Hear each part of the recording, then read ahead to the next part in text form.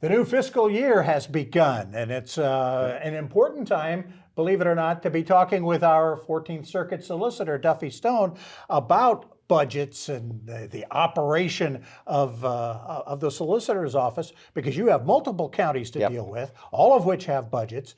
With Beaufort County, I know in particular, you asked for a significant increase in your budget to do some things, to catch up on some things. How did the budget process work out? How'd you do? It went really well. I'll be honest with you. This county council's under new leadership. They've got some new people in there. They have a new county administrator. They were a pleasure to work with this year. We had and look, I didn't get everything that I asked for, but we have a way forward now. And you have to look back. You're saying we have multiple counties. We have some of the fastest growing counties in the state. Jasper County is one of the fastest growing counties in the country. Beaufort County grows every year. Our state brings in about 100,000 additional people, and that may not change your crime rate, but it certainly changes the gross number of crimes you deal with. And for us, our caseload has steadily increased. It has been several years since we've gotten any increase or really even asked for any increase from any of our counties.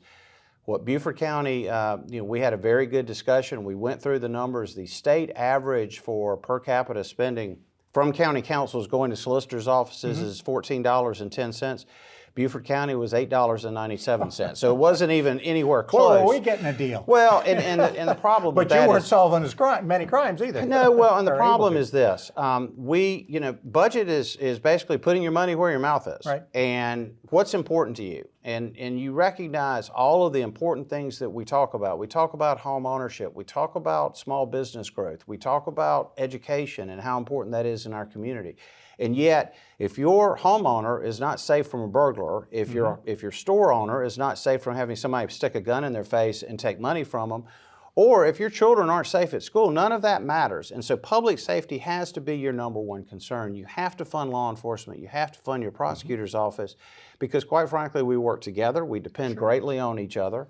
And this is something that I think resonated with County Council this year. Not only that, but also the huge disparity of how much they're not funding in comparison to other counties. What's the biggest thing you got? What's the biggest help? What's going to happen is this. The Supreme Court handed down an order a few years ago that suggested a three-tier system of prosecutors who are not only working on new cases, but also working on old cases, and they're rotating. That takes a lot of people. It is absolutely the right way to do it.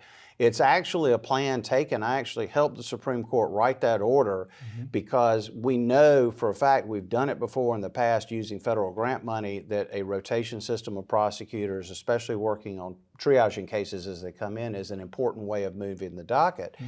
And we know that's the right way to do it, but it takes a lot of people. And so basically, I outlined the progress that we've already made. We have basically cut the docket already by probably a good 25 to 30% just in the past year and a half with what we had. Right. Recognizing that in order to get to the old cases, we're going to need to do the same process, but go pick up more cases. So not only do you deal with the cases that are coming in, which for us is going to be about 2,400 cases a year into just Beaufort County. And I'm not talking about the 14th Circuit. That's something else. On top of the cases that we already have pending. So it's not unusual for one of our prosecutors to have 300-400 cases that they're dealing with, which is unacceptable. And so the biggest deal of what we're going to be able to do now is we've hired new people. We're bringing a new crowd of professionals literally into our community that didn't live there before. They're going to raise their family there. We're going to be able to pay them a salary that allows them to send their kids to college. And those people are going to be able to not only tackle the incoming cases, but also the old cases, where we can get to a position one day where cases come to fruition in a matter of months instead of a matter of years. And to me, that's the most important thing. If we can do that, I think that sends a very clear message that the criminal justice system is not only effective, but also efficient. Case we talked about earlier, that case happened, the murder case. She was shot in March of 2023. She was on life support for 5 months. We brought indictments after that, and then got the case to court relatively quickly. And I think you're going to start seeing that more and more, and this money is going to be a huge part of that. All right. Great stuff. It's good to see how it works, the making of the sausage. Although, so to speak. From a guy who has to do it. Duffie Stone, thank you so much Thank for you, joining Bob. us. We Appreciate it. appreciate it. We'll be back with more right after this.